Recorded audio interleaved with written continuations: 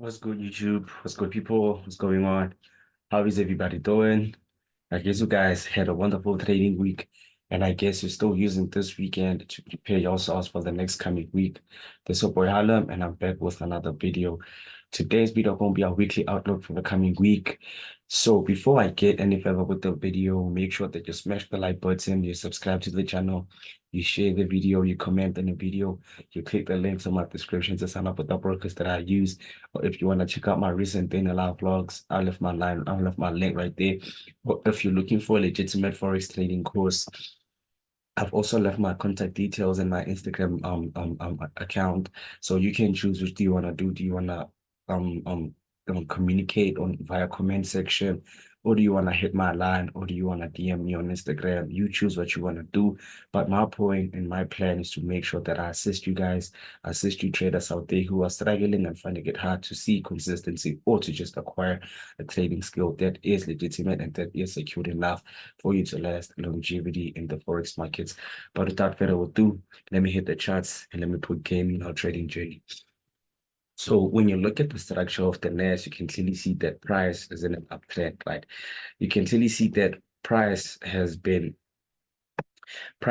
pushing to the upside without any exhaustion on our current price, right? From here, price has been pushing. So when you look at this previous high, all-time high that price has printed out, price technically came back to the very same all-time high and we had a reaction, right? Now coming back to end the week right there, you can clearly see that we're having a bit of some traffic, right? So my trade idea remains very simple, that you can clearly see we're having this some type of resistance that price has printed out, or we have labeled, or we have marked out, right? So my trade idea is very simple. Based on price breaking out and having this retest and staying above this. So my trade idea for the coming week is to see that will price stay above this very same zone to be bullish, or will price be below this very same zone to be bearish. Like I say, right, our structure is bullish and price is technically still showing us signs of being bullish, right? So if we stay above this zone, then I technically look forward for continuation trades to the upside. But if we stay below this zone, then I guess I'd have to look forward for bear signs or for bear momentum and be bearish, right? My trading idea is very simple. If I'm above the zone, I continue bullish. But if you're below the zone, then we technically have look for that reversal and we be bearish, and that will be it.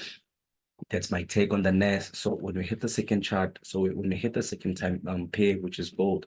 So gold, you can clearly see that from what we spoke about the previous week, from price holding this type of like support zone, we price is still holding the zone, but now price has created what price printed out this highs and price printed out this all-time high.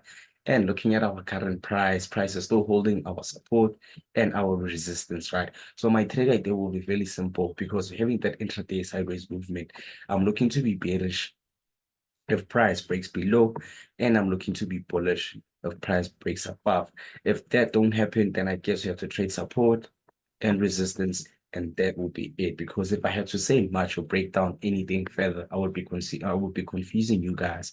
So it's very simple based on my trade idea. Price has printed out support, price has printed out some type of resistance. So we're simply waiting for 2 days, because we're in that intraday range. Are we gonna have a break below to be bearish or a break above to be bullish?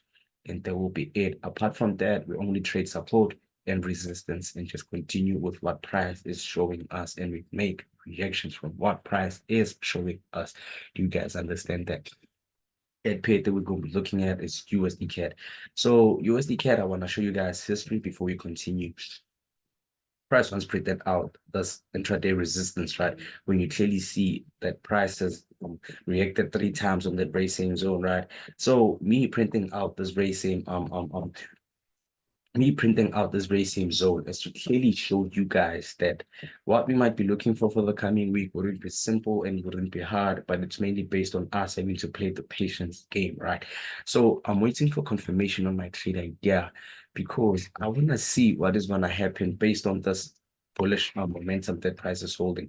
Are we going to have a violation of this very same previous resistance to continue up, or the price fall to break to look for that intraday reversal based on price having that previous resistance and reacting on that previous resistance on our current price?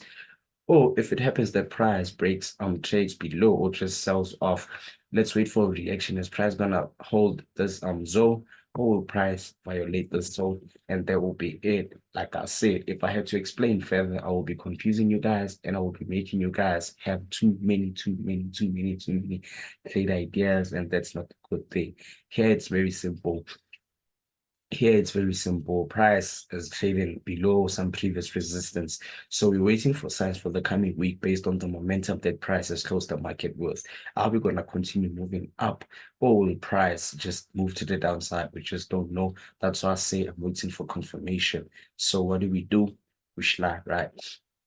Other pair that we have is Tesla. So Tesla, I don't have a trade idea because me having to not have a trade idea is very simple. It's basically me having to say I'm waiting for confirmation.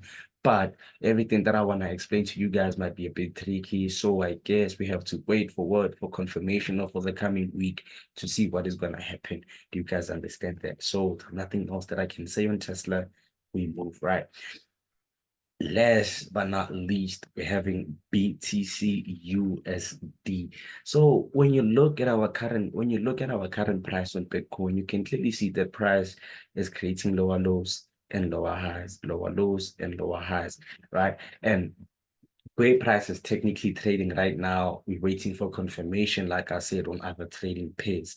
We're below our major all-time high resistance, right? So if we're below our all-time high major resistance, the only thing that we're looking for is for sales, right? But if price breaks above, then I guess I'd have to look forward for my buys.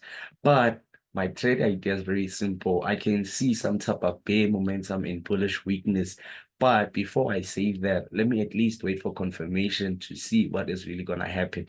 Are we going to feel breaking above, or are we going to stay below? And that will be it, right? So me technically saying, is it going to stay above?